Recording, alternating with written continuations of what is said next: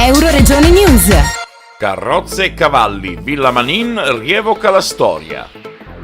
Anche quest'anno l'AFAC, Associazione Friulana Appassionati di Carrozze, ha presentato il 6º concorso internazionale attacchi di tradizione in Villa Manin a Codroipo. Il sindaco Fabio Marchetti ha voluto ringraziare sia l'associazione AFAC sia l'assessore Graziano Ganzit, che ogni anno mettono grande impegno nell'organizzare la manifestazione. Una splendida giornata in una cornice altrettanto stupenda che è quella di Villa Manin, per una giornata dedicata alla tradizione e alle carrozze, con tanti cavalli che le trainavano.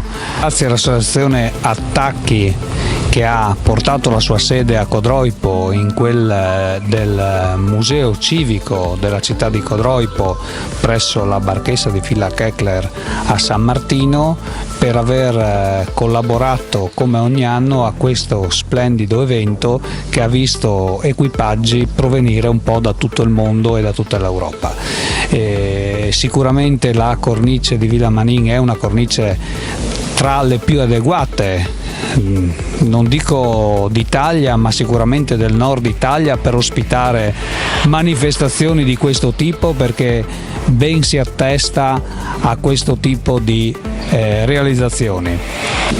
Ringrazio inoltre l'assessore Ganzit per aver implementato ulteriormente quello che è una chicca anche per Codroipo, poiché il centro di Codroipo è stato collegato con il compendio dogale proprio con le carrozze. È stato bellissimo vederle scorrere attraverso il centro della nostra città in un ritorno al passato che potrebbe essere, scusatemi la battuta, un ritorno al futuro, perché è molto bello veder circolare mezzi assolutamente ecologici a trazione animale in piena tranquillità, godendosi un panorama, una giornata splendida. Su Villa Manin purtroppo io sono sempre con un atteggiamento critico, e attendo che l'attuale amministrazione regionale, che si è appena insediata, dia un segnale forte per quanto riguarda non solo il territorio del Codroipese e del Medio Friuli, ma di tutta la regione,